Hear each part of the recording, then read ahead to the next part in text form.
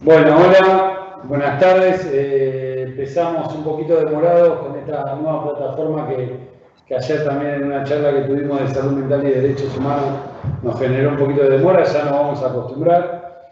Quería saludar a todos los que están conectados a este ciclo de charlas que estamos haciendo de la Secretaría de Derechos Humanos para pensar un poco distintas temáticas. Y bueno, en este caso las tecnologías de la información y la comunicación, ¿no? Hoy van a estar conectados Gustavo López, que está peleando con la plataforma para conectarse. Está conectada con nosotros Cintia Ottaviano, Sergio Sorini, bueno, Gabriela Alegre, que es nuestra directora nacional de formación, Martín Pedemonte, que es nuestro compañero dentro de la Secretaría, el director nacional de prensa y comunicación de la Secretaría. Y bueno, la charla se llama Pensar las políticas de TICs ante la pandemia, ¿no? Bueno, en primer lugar quería... no se llama así la charla. No, el nombre de la charla ya lo dije antes, perdón. Pero, bueno, no, la idea es pensar, en una anotación, la idea era pensar las políticas comunicacionales, las políticas del acceso a la información en este marco de pandemia.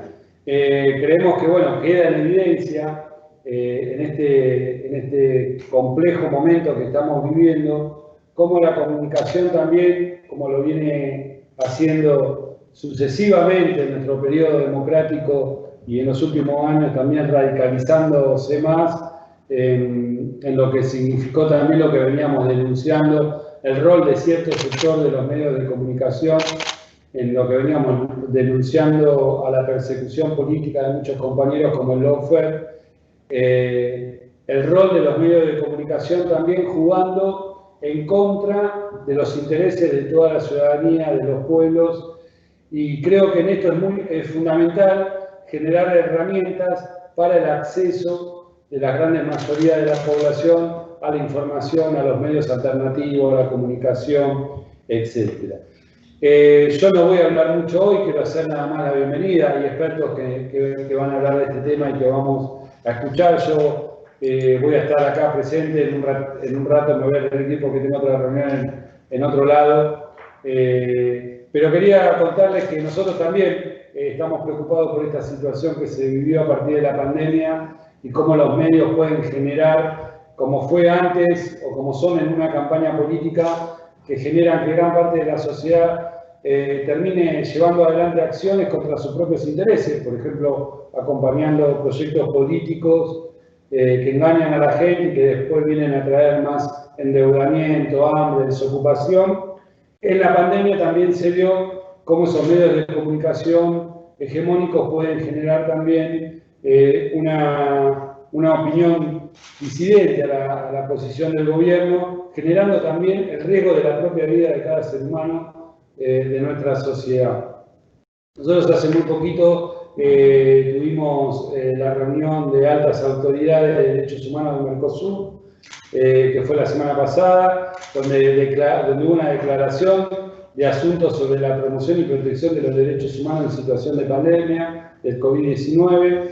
Y bueno, uno de nuestros aportes, digo, entre otros, pero uno de los aportes que estaba tal vez siendo obviado por los distintos gobiernos que participaban de esta reunión, es el punto 9 de esa declaración, que dice así, que se compromete a impulsar estrategias para incrementar el acceso a medios tecnológicos y a Internet, a fin de garantizar la educación, la información y la comunicación, especialmente en el contexto de pandemia del COVID-19, asegurando la transparencia y el acceso a la información pública precisa y veraz respecto a la pandemia, con la debida protección de la privacidad y los datos personales de la población.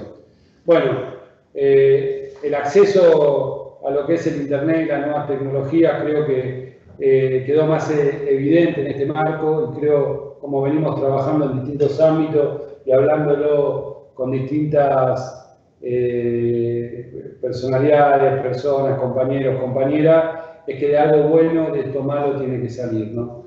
Y si hay algo que quedó claro es que el acceso a la tecnología y el acceso a Internet tiene que ser una política universal, tiene que llegar a lo largo y a lo ancho de todo el país, y creo que esto es algo que quedó en evidencia, porque si hay pibes que tienen que hacer tareas de forma virtual y no tienen acceso a la tecnología, estamos generando una brecha gigante y obvio que nosotros estamos acá para esas brechas cada vez achicarlas más. Así que, bueno, esto es todo lo que voy a decir hoy. Hay un moderador que va a ser Martín Pedemonte, así que los dejo con él y bueno, gracias por estar conectados y por, bueno, sumarse al interés de esta historia. Bueno, antes que nada, agradecer a Cintia Ottaviano, que es doctora en comunicación por la Universidad Nacional de La Plata, periodista, escritora e investigadora. Fue también la primera defensora del público en Argentina, es periodista ya hace unos 30 años, ganó los premios Rey de España y el Martín Fierro, y como defensora del público ganó el premio de la OEA a la innovación en las políticas públicas. Acaba de publicar el libro Derecho Humano a la Información, y es hincha de San Lorenzo como lo mejor que tiene. A Gustavo López no le podemos consultar porque todavía no ingresó, pero después lo vamos a presentar. En principio la charla la vamos a tratar sobre 3 disparadores. El primero, la comunicación como un servicio esencial, y ver en ese punto cómo el Estado ofició definiendo el marco regulatorio para dar esa posibilidad. El segundo, en relación al dilema que nos enfrenta la cuestión sanitaria en relación a la privacidad y cómo es el tratamiento de los medios diferenciados sobre ese tópico. Y finalmente, la cuestión de la brecha digital y de acceso, para terminar con una ronda de preguntas de los participantes en la medida que los oradores tengan tiempo y que puedan responder. Ahí llegó Gustavo López. Ya ingresó Gustavo López, así que aprovecho para presentarlo. No sabemos de qué cuadro es, después nos contará. Es abogado, periodista y profesor universitario y es el actual vicepresidente de NACOM. Fue subsecretario general de la presidencia entre 2008 y 2015 y también fue presidente del Sistema Nacional de Medios Públicos, secretario de Cultura de la Ciudad de Buenos Aires, interventor del CONFER y secretario general de la Universidad de Buenos Aires. Por otro lado, dentro de la Secretaría de Derechos Humanos nos acompaña el compañero Sergio Solín, que es un especialista en tecnología e innovación y que es el que lleva adelante los cursos en particular sobre derechos humanos y tecnologías. Ha abierto una brecha, en este caso positiva, una ventana en realidad en relación a este tema y nos está ayudando. Y en tanto, Gabriela Alegre, que ha sido legisladora porteña y que ha sido un montón de cosas. Y que en este momento es la directora nacional de formación de toda la Secretaría de Derechos Humanos, que está haciendo un trabajo importante y también en relación a las tecnologías de información con las plataformas y demás para llevarlo a lo largo de la pandemia de manera extensiva. Y Conrado Berger ahí que está también, un periodista que está oficiando el moderador de las preguntas. Y que además me dice que Gustavo López es independiente. Es independiente. Eso te quería agregar, Martín, excepto Conrado, que sabemos de Independiente, el resto es de San Lorenzo de Almagro, que estamos en campaña de afiliación. No todo. Ay, perdón. Sergio Solín va a dar el puntapié. La arquitectura de la charla es que habla brevemente alguien introduciendo el tema y después tanto Gustavo como Cintia nos ilustran un poco al respecto. El primer tema lo va a presentar Sergio Solín. Sí, básicamente, bueno, buenas tardes. Básicamente la idea es empezar a hablar un poco sobre la medida que ha tomado el gobierno argentino respecto a la comunicación como servicio esencial.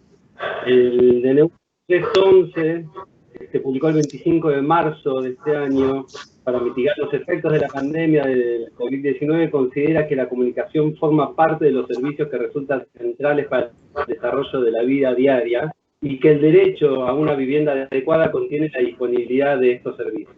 En base a esto, se impidió la suspensión o corte de servicios públicos, energía eléctrica, gas natural, agua corriente, pero también de telefonía fija o móvil, e internet y TV de pago. que fue la resolución 367 de este año de la ENACOM, si no me equivoco. Estas regulaciones se basan en los instrumentos del Sistema Interamericano de Derechos Humanos y la doctrina de la Corte Interamericana de Derechos Humanos de igualdad positiva. Ahora pregunto, ¿es posible pensar que estos criterios formen parte de una nueva normalidad como escenario futuro o se trata solo de medidas temporales?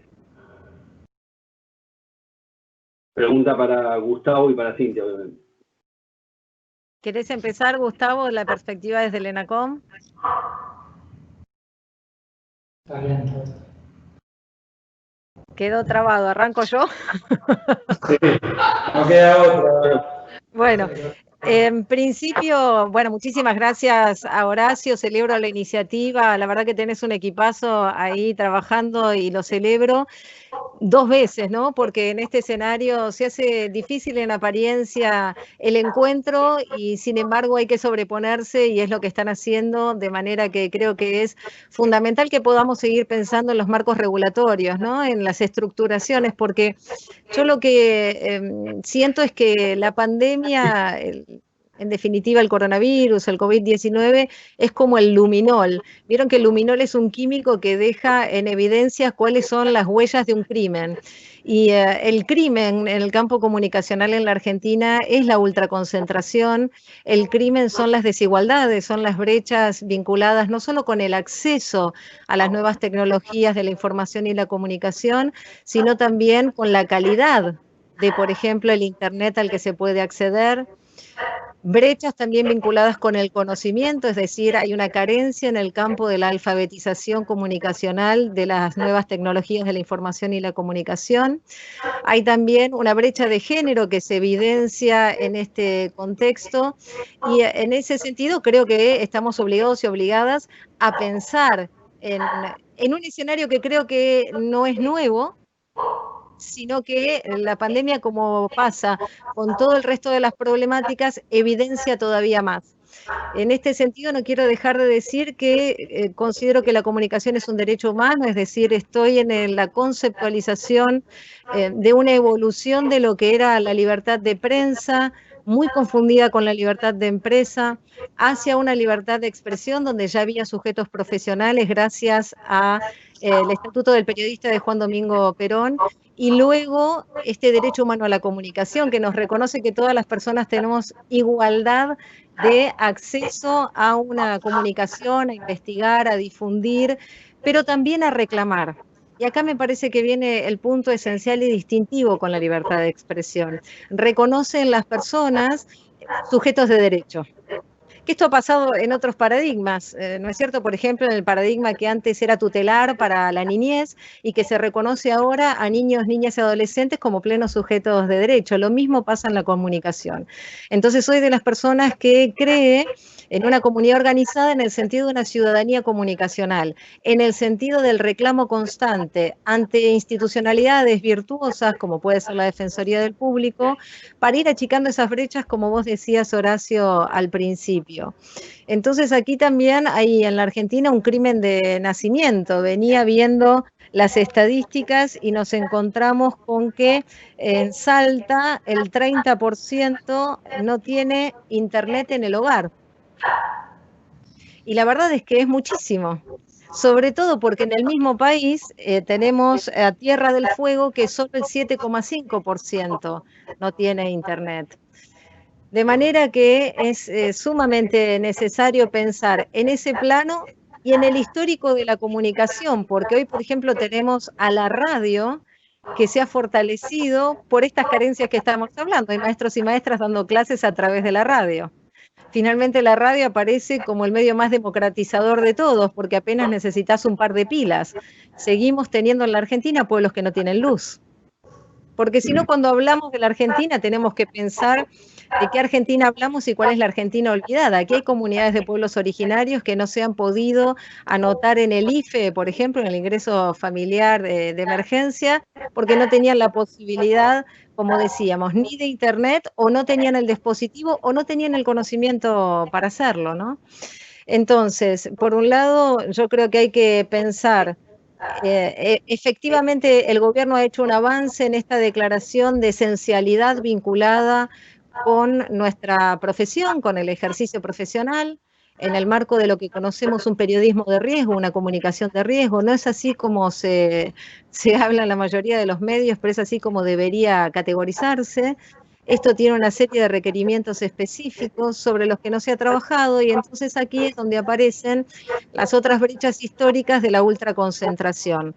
Voluntades vinculadas en la construcción de un pensamiento único más ligado a los intereses ideológicos, políticos e económicos de los grandes medios de comunicación, que a esta ciudadanía comunicacional que me refería al principio.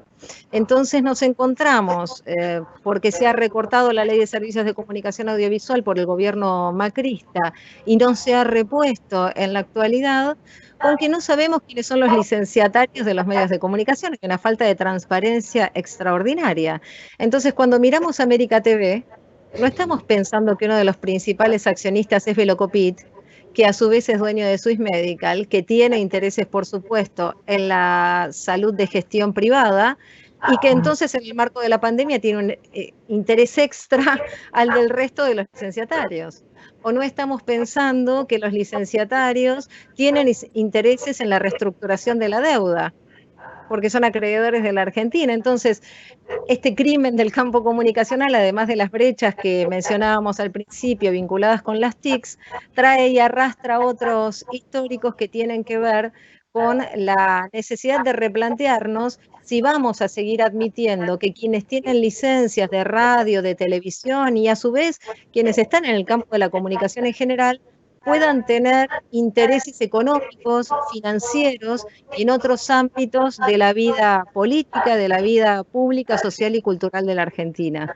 Así que creo que a la hora de pensar un marco regulatorio, deberíamos hacerlo de forma integral, que pudieran coexistir las distintas realidades y teniendo entonces, desde mi punto de vista, participaciones ciudadanas activas, ya sea a través de audiencias públicas, a través del control efectivo de la ciudadanía en este diseño que nos demos regulatorio, pero reconociendo sinceramente que hoy no parece haber una correlación de fuerza suficiente como para poder modificar de fondo todo lo que deberíamos hacer.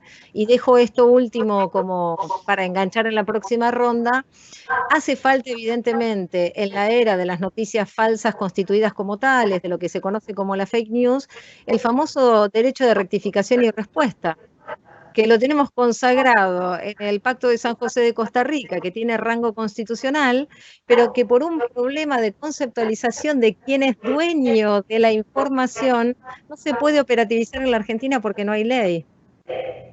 Entonces, la pregunta es, ¿no habrá llegado la hora? ¿No será hora cuando en este periodo de excepcionalidad, desde el Congreso de la Nación Argentina, finalmente podamos avanzar en una ley de rectificación o respuesta para que la verdad tenga el valor esencial que tiene que tener en la comunicación, sobre todo en una época de pandemia, de comunicación de riesgo, como decíamos? Es interesante lo que planteas. Pensaba acerca de los actores no estatales que influyen en el derecho a la comunicación. Por un lado, lo que vos bien describiste en relación a cómo se organiza, digamos, el espacio comunicacional en relación a los medios tradicionales, radio, televisión y demás. Pero el ámbito, el ambiente digital genera, digamos, un marco muy diferenciado y bien complejo, porque estamos utilizando tecnologías sociales que no están nada, no incluye, digamos, necesariamente las regulaciones locales en eso. Claro. Por ejemplo, digamos, cómo regular, digamos, la comunicación a través de una plataforma como Facebook o como Twitter. Cómo garantizar derechos, el derecho a la libertad de expresión, pero también el derecho a que no se propague la desinformación. Y sobre todo, digamos, cómo garantizar también el derecho a la educación a partir de la producción, digamos, de contenidos y la circulación de contenidos con carácter educativo. Esto es algo, digamos, que el gobierno ha implementado en relación a los programas, a 4 horas dedicadas a digamos, a la educación en las instituciones públicas, pero una cosa es el sistema de medios públicos y otra cosa es el conjunto, digamos, del espacio de la comunicación. Entonces, reitero este punto, digamos, ¿cómo se garantiza el derecho a la comunicación y ese conjunto de derechos cuando intermedian actores no estatales que ni siquiera están en el país con los cuales uno puede entablar un diálogo? No sé si ya está Gustavo o sigo. Está conectado ahí, sí. Gustavo, ¿escuchás? Tenés muteado el teléfono, el audio. Fíjate de desconectarlo ahí de... Ahora. Perfecto. ¿Ahora me escuchan? Bueno, ahora estoy. Bueno, paradójicamente tuve problemas de conexión, ¿sí? A ver, la pude escuchar, Cintia, te pude escuchar a medias, porque mientras el técnico intentaba solucionarme el problema, yo te escuchaba por el teléfono, así que voy a tratar de adivinar algunas de las cosas que dijiste, otras las escuché bien. Arrancaste con el Lumilol y me parece que a todos nos pasa lo mismo, porque la pregunta era si fue declarado servicio esencial por la emergencia, si debe seguir siendo un servicio esencial. Y yo no tengo la menor duda que la pandemia nos ha puesto negro sobre blanco esta necesidad. Pongo un ejemplo concreto. La semana pasada tuvimos una reunión con Conectar Igualdad porque se está trabajando con la conectividad futura de las escuelas. Y Laura, su directora, nos decía, a nadie se le ocurre habilitar una escuela sin luz o sin agua, porque nos parecen que son servicios esenciales para que una escuela funcione. Bueno, ¿por qué no se pensó, por qué no se internalizó lo mismo con la conectividad? En este caso, con Internet. Me parece que la crisis, el aislamiento social obligatorio, la pandemia, puso esta necesidad a la vista de todos. Y esto tiene que ver con la brecha digital, tiene que ver con las desigualdades, es decir, es una desigualdad más que en el medio de un aislamiento social obligatorio se hace imprescindible. Porque vos les decís a los chicos, te tenés que quedar en tu casa porque te tenés que cuidar, los docentes te van a dar clases desde tu casa, no vayas al hospital, podés hacer la consulta por internet. Ahora, si no tenemos un sistema que funcione, si no están conectadas las 46.000 escuelas, digo, si no están conectados los hospitales, si el pobre no puede, yo escuchaba que Cinta decía, no tienen conectividad y a lo mejor tienen un solo lugar en un barrio para hacer los trámites en ANSES para obtener la IFE. Bueno, esto es lo que nos ha demostrado la pandemia, lo que ha puesto en evidencia. Y me parece que esto de servicio esencial no puede empezar y terminar con la pandemia, sino que la pandemia nos abre, desde mi punto de vista, una ventana de oportunidad para, primero, cambiar todas las normas que el macrismo diseñó para impedir la construcción de una red que llegue a los más pobres, ¿sí? Nosotros tenemos un fondo de servicio universal que administra el ENACOM, que es un fondo para aumentar la conectividad en todo el país. Si vos llegas a un organismo y ese fondo tiene en el banco 10.000 millones de pesos, como tiene, hoy ya tiene un poco más, ¿es para ponerse contento o para decir qué pasó, que no se ejecutaron los fondos que se aportan y que son fondos públicos y que están en un fideicomiso y que solo deben ejecutarse para la conectividad? Bueno, cuando vos no ejecutás los fondos del servicio universal, o en todo caso no ejecutás los fondos de esa fue una política. Y esa política fue la ejecución de fondos públicos para extender, en este caso, la conectividad a los sectores donde las empresas no llegan porque no es altamente rentable o porque no es rentable. Y no solo estoy hablando de las zonas rurales o las zonas alejadas de los grandes centros urbanos, sino que también estoy hablando de las zonas más pobres o de los barrios populares dentro de los grandes centros urbanos, donde la conectividad es casi nula. Entonces, lo que nosotros nos hemos propuesto como política es apuntalar la conectividad con el sector público, con las provincias, con los municipios. Digo, ¿cómo puede ser que el Estado no tenga su propia red para darse sus propios servicios? ¿Cómo puede ser que las escuelas no estén conectadas por las provincias o por los municipios? ¿Por qué no usar esos fondos para eso? Entonces, estamos cambiando toda esa normativa porque, superada la pandemia, nosotros tenemos que trabajar para dar conectividad a todo el mundo. Y empezando por los que menos tienen, siguiendo la política del gobierno nacional. Empezar desde abajo para que llegue a todos los demás. En ese sentido, para complementar, Gustavo, Sergio, Horacio, bueno, y todas las personas que nos están escuchando, creo que hay que tener en cuenta la medida cautelar que dictó el juez Gallardo en la ciudad de Buenos Aires, que la acaba de dictar. No tiene fecha 8 de junio, yo la tengo acá, que obliga a que en 5 días el gobierno de la ciudad de Buenos Aires le dé a todos los alumnos y alumnas, tanto de gestión pública como de gestión privada, con cuota cero, dispositivos, ¿no? Aquellas personas que estén en situación de vulnerabilidad social.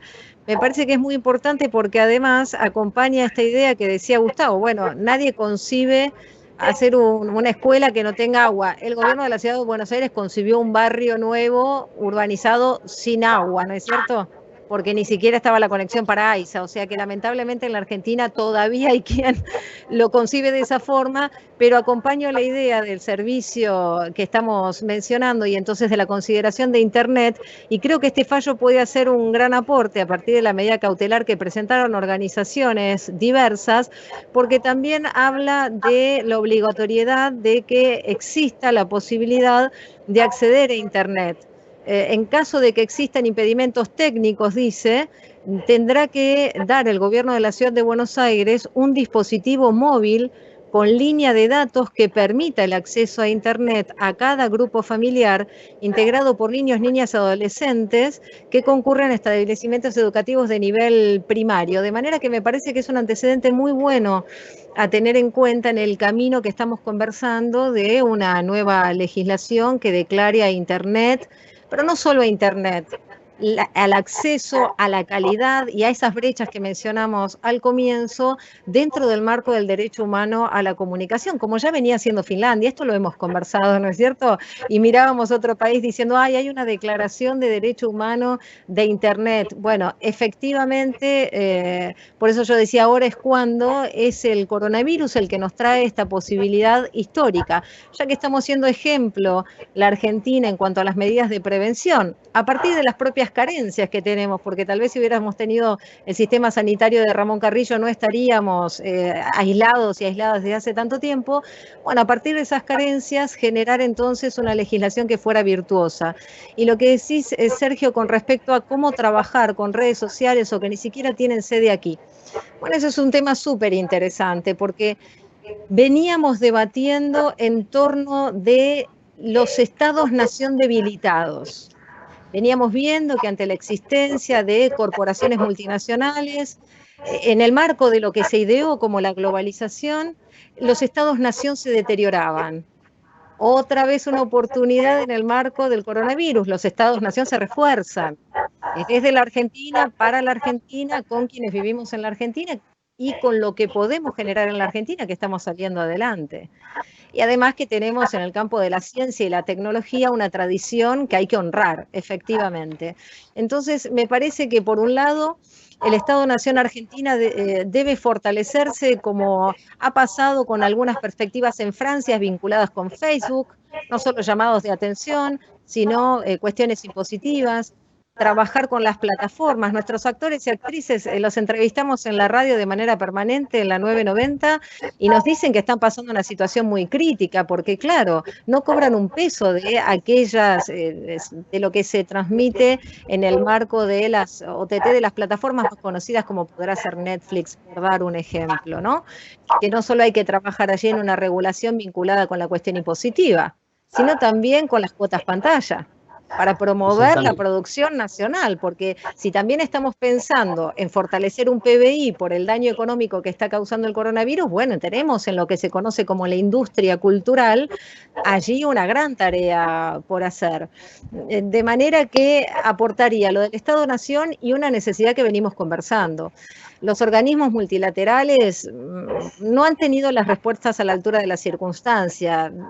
Tenemos que promover como ha habido una convención por los derechos del niño, que ahora diríamos de la niña, del niño y adolescentes, debe haber una convención por el derecho humano a la comunicación. No tengo dudas de que debe haber una alianza mundial para justamente poder trabajar en corregulaciones. Yo no creo tanto en la regulación en el sentido de que sea el Estado el único actor que la determina, sino efectivamente una corregulación participativa de distintas organizaciones de la sociedad, de los ámbitos culturales, como veníamos señalando, obviamente también sindicales, académicos, políticos, para poder llegar entonces a acuerdos, porque si no esas megas corporaciones hacen obviamente jugar su propio peso, que cada vez es más pesado por esa debilidad de los estados-nación que veníamos mencionando. Así que trabajaría a dos bandas, ¿no? La que tiene que ver con el Estado-Nación, en la corregulación local y luego en un diálogo internacional, como se vino haciendo en la experiencia de qué hacer ante el coronavirus.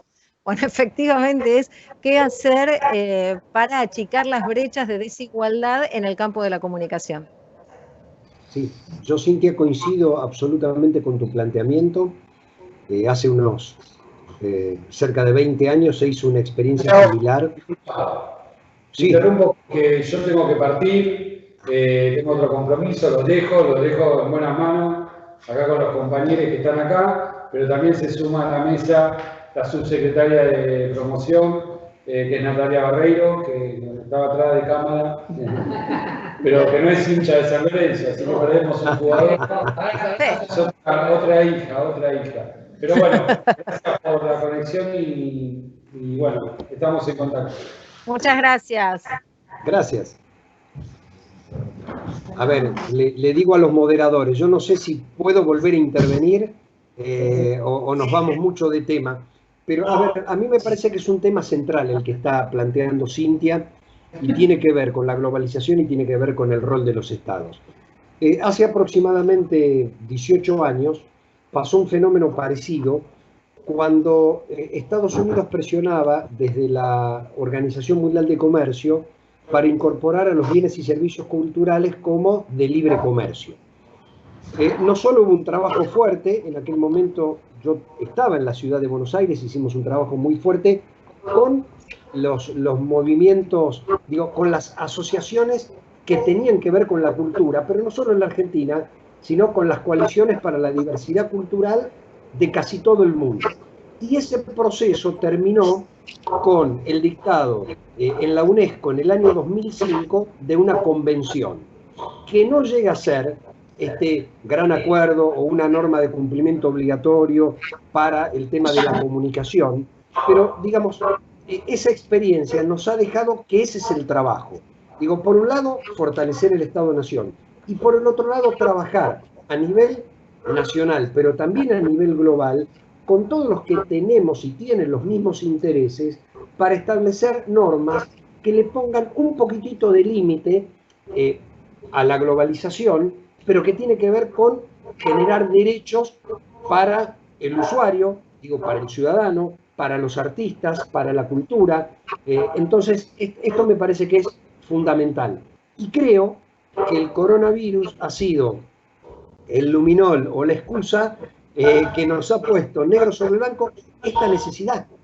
Digo, esto es imperioso, hoy hay que hacerlo y me parece que nosotros no podemos desperdiciar esta oportunidad que además nos muestra que es una necesidad básica y un derecho humano esencial que hay que cubrir. Bueno, justamente en relación tanto a lo que mencionaba Cintia como lo que mencionaba Gustavo, el segundo disparador tiene mucho que ver con esta situación que se planteaba en relación al debilitamiento o a cierta fuerza que van ganando los estados en esta instancia, y existe cierto dilema entre la privacidad y lo sanitario que se plantea a nivel comunicacional, ¿no?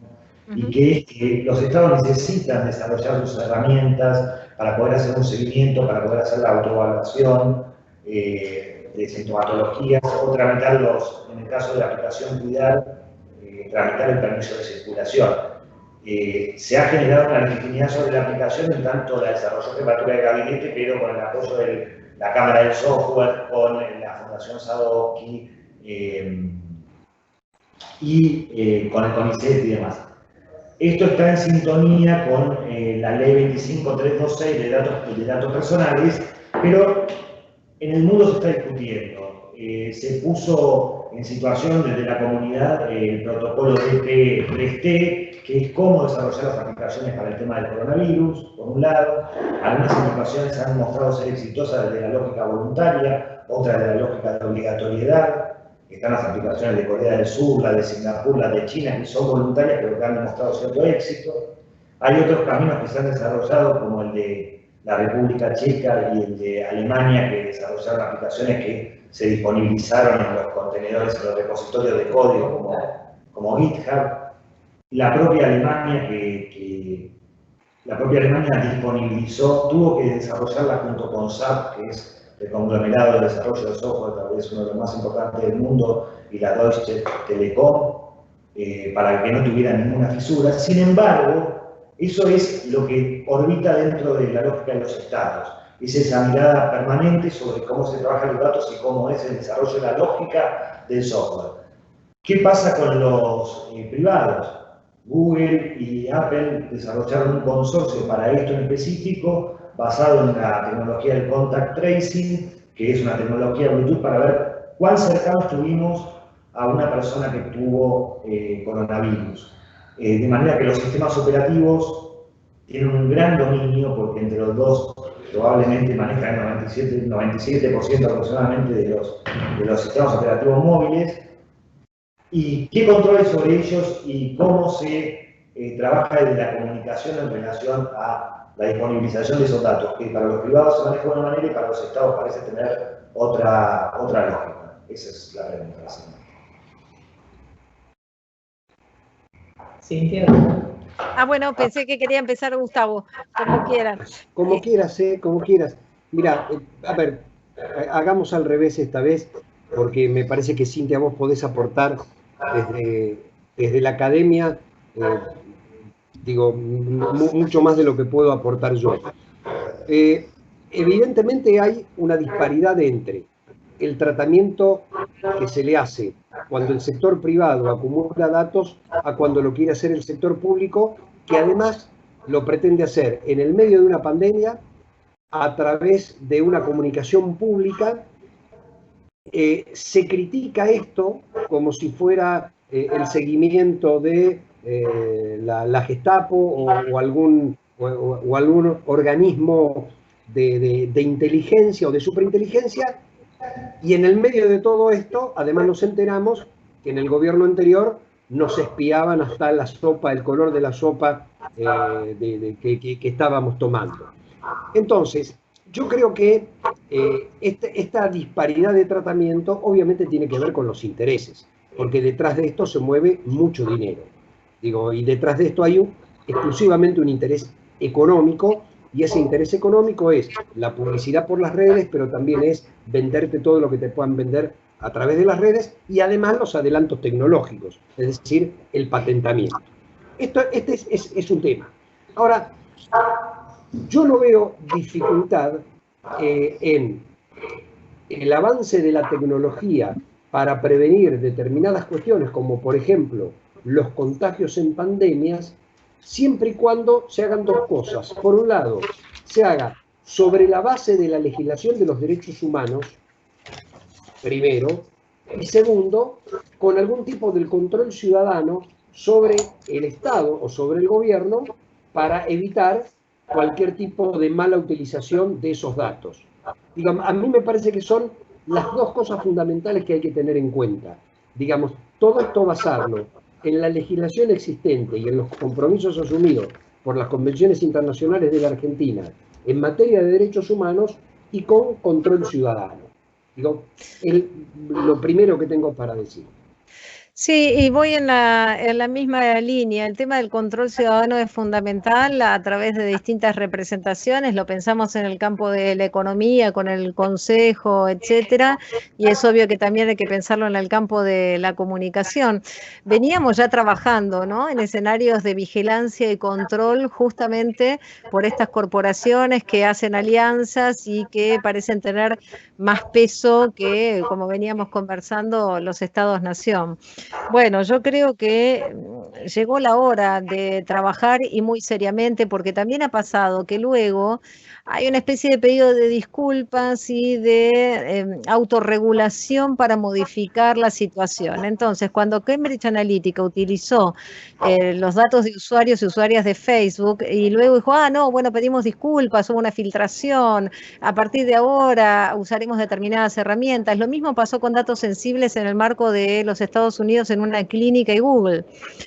También hubo una filtración de datos, se terminaron dando usos que no eran para los que se habían concebido inicialmente y luego una pedida de disculpas también por no haber podido tener las herramientas necesarias. Yo creo que este es un tema extremadamente serio. Ya tenía preocupaciones por los estados de vigilancia y control previas y por las servidumbres voluntarias, porque otra vez aquí talla la alfabetización comunicacional. Se da todo que sí y se acepta todo por una supuesta gratuidad que no es tal. Digo, hay que generar conciencia de que nada es gratis en el marco de las tecnologías, de la información y la comunicación, de las redes sociales, ni de ningún ámbito comunicacional y de la vida en general, digamos.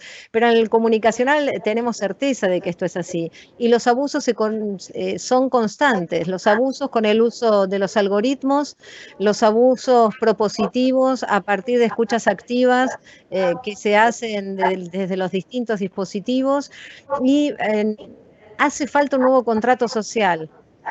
Lo usamos tanto como concepto en los diversos campos y no en el de la comunicación.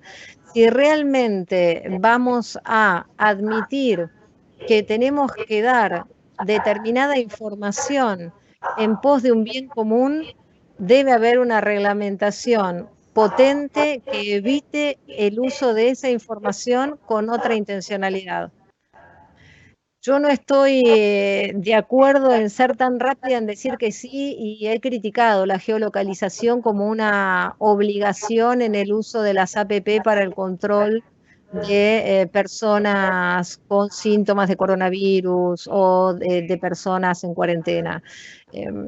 Así como también he sido crítica y lo sigo siendo de aplicaciones de APP para sacar un turno para tomarme un tren. Porque empieza a ocurrir que hay algunos sistemas de control que se empiezan a ejercer por falencias de otros sistemas. Entonces, como no puedo llegar a establecer quiénes son las personas que, por ejemplo, tienen coronavirus y tener un vínculo que me permita llegar a acompañar, porque sabemos que tratamiento efectivo no hay, bueno, entonces tengo una app con geolocalización y que todo el día me estén diciendo qué temperatura tienen y me provean de una serie de información que luego se puede usar con otros fines y que incluso terminen, voy a inventar un escenario, con alguna corporación que tenga intención de acceder a plasma para estudios científicos y determinar y que entonces usen esa base de datos. Estoy inventando el escenario porque hasta aquí no se ha dado. Pero ¿quién nos puede garantizar que el uso de esa información no va a terminar en un negocio posterior o en hechos de discriminación? Que también los hemos visto sin la necesidad del APP. Entonces, allí me parece que hay que sentar a la mesa a los actores. Yo no creo, como les decía antes, en una regulación que surja de una élite pensante, sino que sí creo en las mesas en las que no hay paridad siempre y cuando no haya un Estado que admita que tiene una perspectiva en beneficio de quienes viven en ese país, ¿no? Yo no creo en la igualdad con los desiguales. La igualdad con los desiguales produce más desigualdad. Y si nos vamos a sentar a la mesa, no podemos inventar que hay paridad si me estoy sentando, como decías, con Google asociada a Apple. Evidentemente hay una asimetría. Bueno, ¿de qué manera voy a corregir ya esa asimetría sentando a la mesa a qué actores y con qué Estado, sabiéndose defensor o defensora de los intereses de quienes viven en la Argentina. Y ahí construir colectivamente este nuevo contrato social que tiene que tener control y participación activa de la ciudadanía, y luego el principio famoso de la transparencia activa, que yo pueda tener mecanismos en los que pueda acceder sin estar pidiendo un acceso a la información pública que tarda no sé cuántos días, que después me lo judicializan y que nunca tengo, de qué información se está teniendo mía y con qué uso, y limitarlo toda vez que sea posible. Pero esto tiene que venir acompañado con un plan de alfabetización comunicacional nacional, ¿no? Tenemos que comprender cada vez que aceptamos para tener, recién, ahora, no tengo WhatsApp en este momento porque WhatsApp me obliga a actualizarlo. Para actualizarlo me quiere captar la capacidad prácticamente de todo mi teléfono y me está diciendo que borre todo porque si no, no me lo va a actualizar. Y al no actualizármelo no me permite el acceso a lo que yo consideraba mío en la información que tengo en los WhatsApp. Bueno, no, evidentemente es de WhatsApp, no es mío porque no me está permitiendo acceder. Y ahí vienen las conflictividades que ya conocemos, ¿no? Ahora pensaba acerca del marco regulatorio que tenemos no solamente en Argentina, sino también en la región. O sea, por un lado, la arquitectura de Internet está gestionada por empresas y corporaciones en jurisdicciones que claramente no es la Argentina. Nosotros no tenemos posibilidad de incidir en el marco regulatorio global. Y existen, digamos, estas mesas de múltiples partes interesadas, una instancia, digamos, internacional que no está, en principio, dentro de un sistema como podría ser Naciones Unidas, que la forma de regular la comunicación a través de las tecnologías. Ahora, representa un desafío para los estados en materia, digamos, regulatoria en cuanto a la garantía de derechos, pero también, digamos, hay una enorme soledad de los estados ante corporaciones que tienen, por ejemplo, digamos, casi facturan el mismo PIB que Francia. Claro. La quinta economía del mundo, hablando de la Google, Facebook, Amazon, Apple. ¿Cómo hacen los estados nacionales, recuperando esto que dijiste vos antes, Cintia, respecto, digamos, a nuevos contextos, que habilita el coronavirus de pensar políticas nacionales? ¿Qué instrumentos tienen los estados para poder construir estos marcos regulatorios en un contexto de globalización? Bien, bueno, gracias. Yo quería llevar una pregunta, la verdad que es muy enriquecedor y muy apasionante este tema, pero mi preocupación viene por el lado de la formación y la producción de conocimiento, algo de lo que decía Cintia sobre un plan de alfabetización en comunicación nacional. Pero bueno, si la pandemia nos dio oportunidades, también nos dio oportunidades de democratizar y este acceso y esta necesidad imperiosa de manejarnos con redes, con el teléfono, con computadoras para muchísimas cosas, que por supuesto está haciendo de manera muy desigual el acceso a eso, pero si esto sería una oportunidad, porque lo que yo realmente veo es que falta una formación no solo en el acceso a la comunicación, lo que la comunicación significa, lo que el uso de Internet y de las redes significa, y todo lo que está en juego alrededor de eso, sino que también falta una formación en derechos humanos y los derechos que están en juego en todo esto que estamos poniendo. Cuando Cintia dice no hay conciencia de que nada es gratuito, cuando nos están dando algo o un servicio en una red o una comunicación, todo tiene algún interés económico detrás, es muy importante poder de alguna manera difundir esto, difundirlo a nivel educativo, digamos, por supuesto que hay que generar en las escuelas toda esta formación en lo que son los usos de las tecnologías, pero también a nivel población en general. Falta una formación muy fuerte en esta sinergia de derechos y las tecnologías de la información y la comunicación. Me parece que sería muy importante, si vamos a regular, también pensar en cómo, porque me parece que es un desafío muy importante. Con el tema de la ley de medios se logró también era un tiempo muy feliz en nuestras vidas, era un tiempo donde teníamos un gobierno que apoyaba todo esto, pero se logró una conciencia muy distinta sobre la utilización de los medios de comunicación y el poder y lo que esto significaba. La verdad que hubo como un debate tan amplio en nuestra sociedad que ya fue muy distinto a partir de ese momento. Poder expresarse desde un medio y que no tuviera por lo menos algún eco de que esto tenía algún interés por detrás, digamos, que los medios no eran neutrales y que no hablaban desde un lugar de neutralidad, que no eran todos por lo menos así, y entonces con esto de las tecnologías me parece que es importante volver a provocar algo así y que la pandemia puede ser una gran oportunidad. Para vendernos nomás, nosotros tenemos una experiencia increíble desde el campus, la Secretaría tiene un campus que da formación en derechos humanos, formación virtual, y estalló, la verdad que es un campus gratuito para todo tipo de público que da cursos sobre distintas temáticas de derechos humanos, pero hoy en día, después de 2 meses y medio de pandemia, tenemos 9.000 inscriptos, cuando llegábamos a 6.000, 7.000 anuales.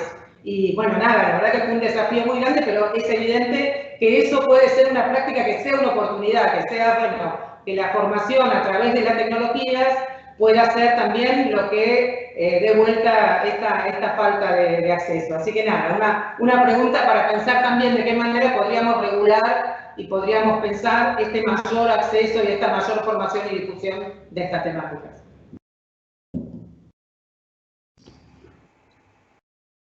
Bueno, a ver. Cintia. Hola. Hola. Sí, te escuchamos. Perdón. Digo, Gabriela, yo tomo lo tuyo y lo relaciono con lo último que estaba planteando Cintia, porque yo creo que hay distintas dimensiones. La dimensión de lo que podemos hacer como Estado Nacional, la dimensión de lo que debemos tratar de acordar con otros estados nacionales, porque son cosas que nos superan, que la estaba planteando Martínez. Bueno, a ver, Internet está regulada por el sector privado, no por el sector público. Los estados tienen voz, pero no tienen voto en la reunión de la agencia que se ocupa de esta regulación a nivel global.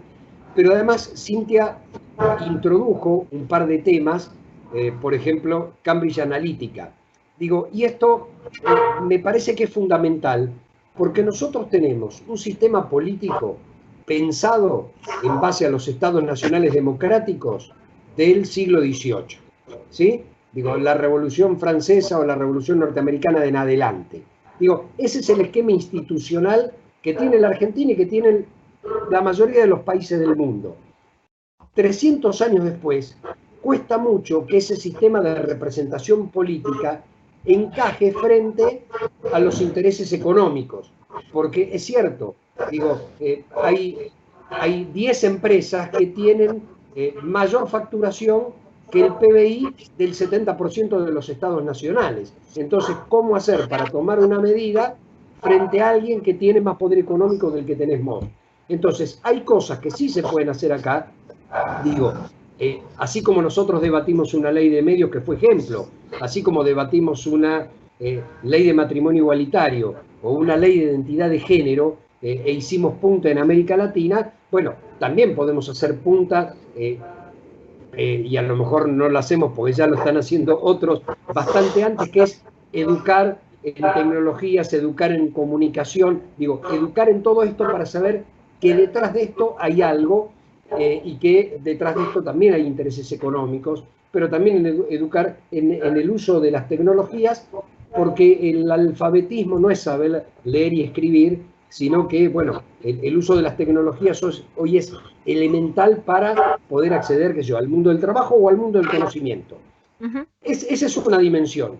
Después se hablaba de otra dimensión que también es de carácter nacional, aunque tiene connotaciones internacionales, que es el derecho a la intimidad, que es lo que estábamos hablando antes. Lo tenemos garantizado en la Constitución Nacional, pero resulta que, digo, te arman la palabra en la sopa de letras que estás tomando, porque te la están mirando desde algún lugar. Y después hay una dimensión que también la pandemia ayuda a reconsiderar, que es el lugar de la política frente a las corporaciones. A ver, muchos líderes mundiales son los representantes de las corporaciones, así que no vamos a poder esperar absolutamente nada de ellos, pero otros no. Entonces, sin hacer nombres que todos conocemos, me parece que también hay que volver a un diálogo político con los líderes de otros lugares del mundo para ver si podemos restablecer un orden más justo.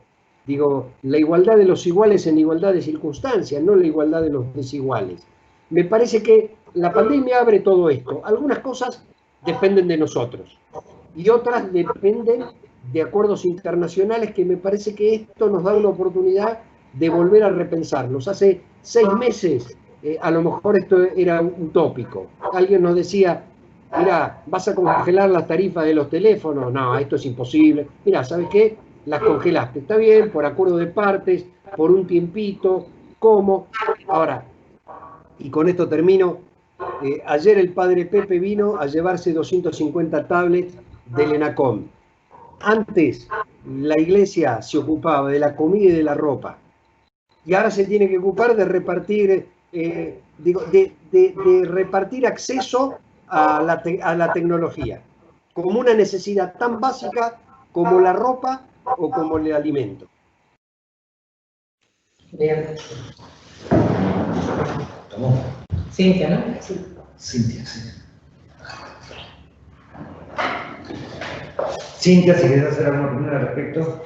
No, yo acotaría nada más por los tiempos, ¿no?, que ya vamos desarrollando, que nos faltaría el eje de la discriminación. Gabriela, coincido completamente, la alfabetización comunicacional viene en la perspectiva de los derechos humanos y no puede tener real existencia, así como todas las políticas públicas que se tomen, con lo cual allí me parece que deberían tener un rol activo también el INADI en la territorialidad que sea.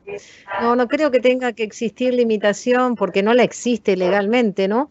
Limitación en cuanto a la posibilidad de trabajar sobre Internet. Sí, la existe desde la Defensoría del Público, por ejemplo, como sabemos, que crea a través de la Ley de Servicios de Comunicación Audiovisual, nos limita el campo de los servicios de comunicación audiovisual de existencia, como la radio, la televisión, etcétera. Pero la discriminación es uno de los factores que debería poderse activar rápidamente para la erradicación de las violencias en la virtualidad que estamos referenciando.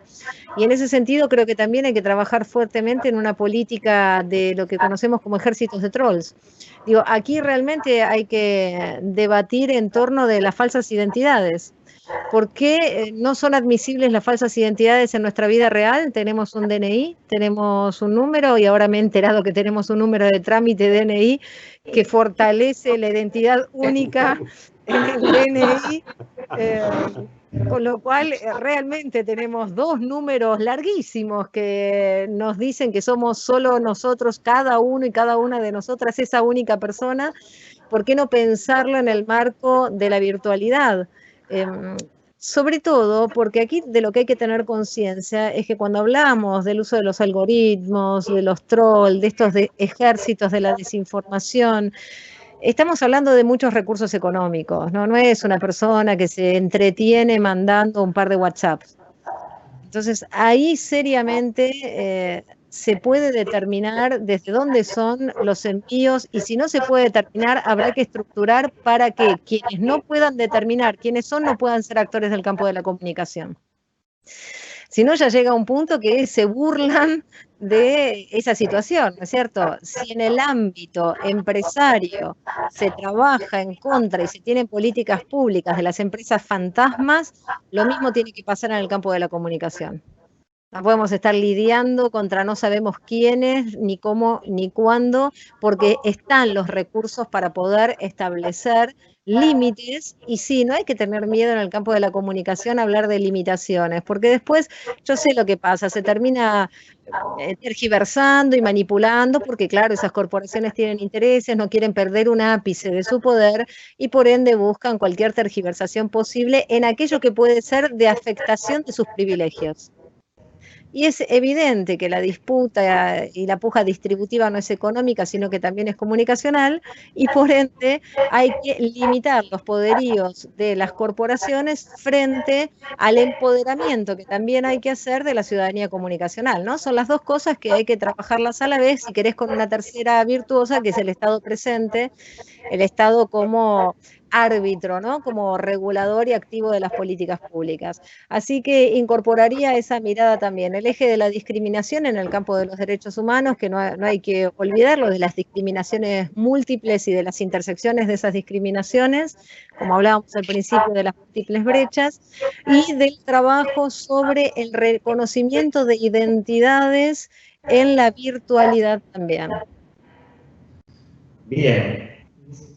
Gran parte de las preguntas, recibimos algunas consultas en el chat, pero gran parte, digamos, estamos con poco tiempo, pero refieren al tema educativo, digamos, lo que tiene que ver, lo hablábamos el otro día con Natalia, este tema, el tema de la promoción, cómo también promocionar o cómo trabajar sobre las cuestiones que tienen que ver con una problemática estructural que es el lenguaje de programación, cómo lograr que los jóvenes aprendan a programar, cómo, digamos, trabajar una situación que es que en otros países han desarrollado gran parte de su PBI a partir de refuncionalizarse, repensarse en función de generar esa abstracción del lenguaje, romperla y el nuevo lenguaje estudiar tiene que ver con la programación.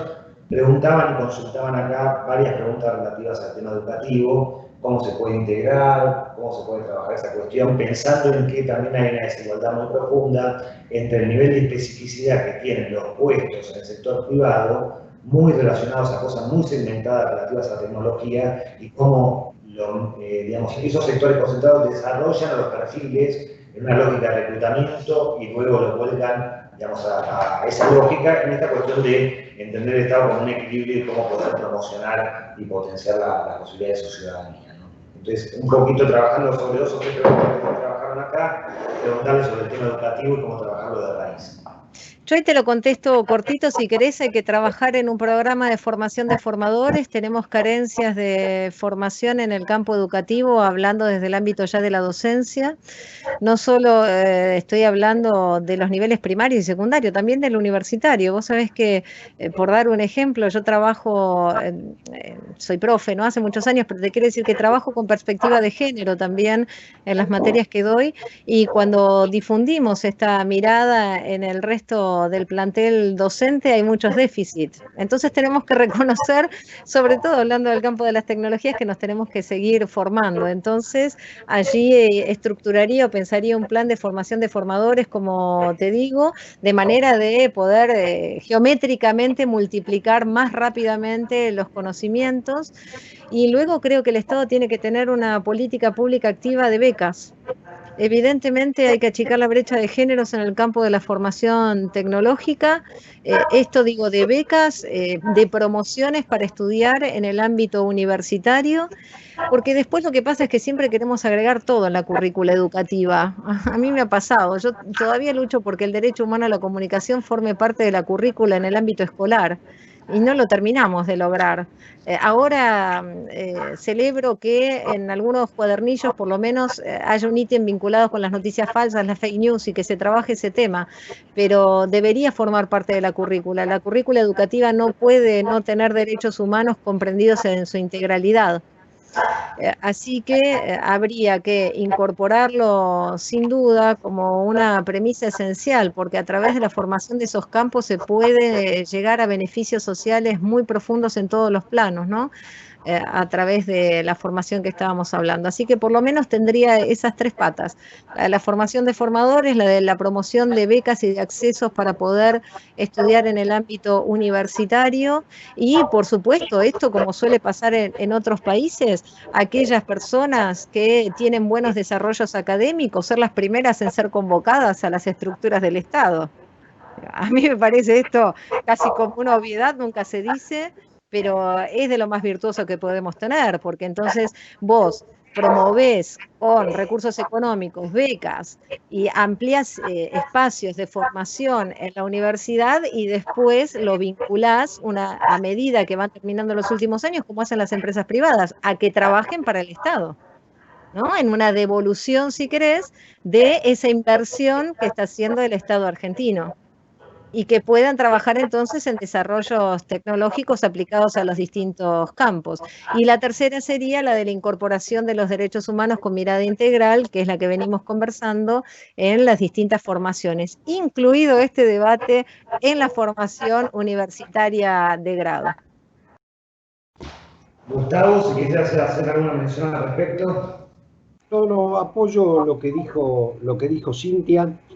La verdad que me gustó esa frase de formación de formadores, así que yo soy uno de los que me tengo que reeducar, espero jubilarme antes para no tener que pasar por todo eso, pero es fundamental, digo, es fundamental hacerlo y es cierto, digo, se tiene que multiplicar de manera tal que nosotros en poco tiempo podamos volver a reconstruir una red que le permita a todos achicar la brecha digital en términos de conocimiento. Después estará en términos materiales también, pero como mínimo en términos de conocimiento. Tenemos una última pregunta, si te parece la respondemos, Gustavo, y ya vamos cerrando el conversatorio. Agradecerles a todos la presencia. Y nos consultan sobre el tema de innovación tecnológica y el uso de Big Data. ¿Qué marcos regulatorios, digamos, se proyectan en función de eso? ¿Cuáles son los instrumentos actuales de derechos humanos que vos crees que tenemos y son suficientes para trabajar sobre esas tensiones, ¿no? También hay una pregunta más abierta, que es un poco más técnica, que es si verdaderamente se utiliza Big Data en la Argentina o no. Bueno, a ver, sí, se utiliza, por lo menos yo lo relaciono mucho a las campañas políticas, porque me dedico a la política. Calculo que alguien que se dedique a vender algo podrá explicarlo mejor desde el punto de vista comercial. Yo creo que sí, que hay mucho trabajo sobre eso, mucha especialización, mucha segmentación. Yo creo que tenemos que pensar en términos... A ver, Cintia dijo algo muy importante en un momento con respecto a la identidad, ¿sí? Las identidades. A mí se me ocurrió hace un mes aproximadamente, en un reportaje en Canal 7, decir que había que dar un debate sobre las falsas noticias. No, solamente un debate, digo, porque, y hablé de ese tema de las identidades. Digo, nosotros tenemos una convención, que es la Convención Americana de Derechos Humanos, que claramente dice que no puede haber censura previa. En ningún caso puede haber censura previa, pero sí responsabilidades ulteriores. De hecho, y existe además la teoría de la real malicia, que solo castiga al periodismo si y solo si se sabía que la noticia era falsa y se dio igual. Si no, prima el interés por la noticia o por el hecho público. Ahora, lo que digo es, mirá, nosotros tenemos una legislación que ha sido absolutamente superada por las tecnologías. Y yo voy a la esencia de la democracia. Digo, el Brexit se resolvió en Gran Bretaña a través de una operación de Big Data, o como la quiera llamar, con la venta de datos de Facebook, con noticias falsas. Digamos, se dio vuelta el sistema democrático, se dio vuelta el voto de la gente a través de eso. Entonces, digo, como mínimo, se debería dar una gran discusión política acerca de, bueno, ¿qué se puede hacer sin que esto signifique avasallar las libertades individuales, avasallar los derechos humanos, avasallar el derecho al sufragio?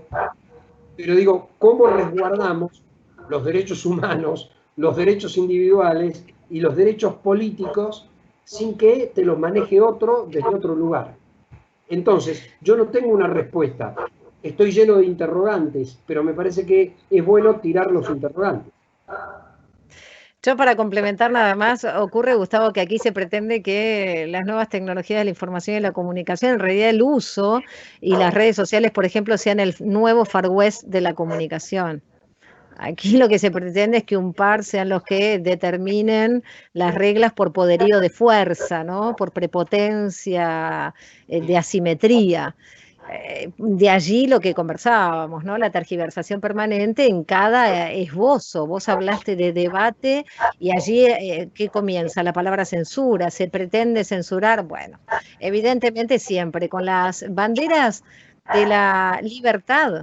Aquí se bombardeó la Plaza de Mayo, ¿no es cierto? Se llamó Revolución Libertadora a un bombardeo a la Plaza de Mayo hecha por conciudadanos, con lo cual siempre habrá artilugios de palabras para obturar la democratización, y entre ellas la democratización de la comunicación. Por eso creo que hay que ir más allá de esos carteles y de esos disciplinamientos, porque lo que se busca son disciplinamientos sociales, agredir, atacar, para justamente disciplinar y que ni siquiera se lleven a debate estos temas. Bueno, va a cerrar Natalia Barreiro, que es la subsecretaria de promoción de la Secretaría de Derechos Humanos. Bueno, los saludo, Cintia, Gustavo, muchísimas gracias por haber estado acá. Quedaron un montón de preguntas, la verdad que participaron muchas personas, estamos muy contentos y contentas por la participación. Vamos a ver después cómo podemos hacer con ellos, si se las hacemos llegar y si hay una devolución. Quería hacer simplemente un cierre en cuanto a algo que me quedó muy patente en toda esta conversación que salió, creo que de las mejores, porque hubo mucho ida y vuelta y eso es muy difícil cuando es en este ámbito virtual.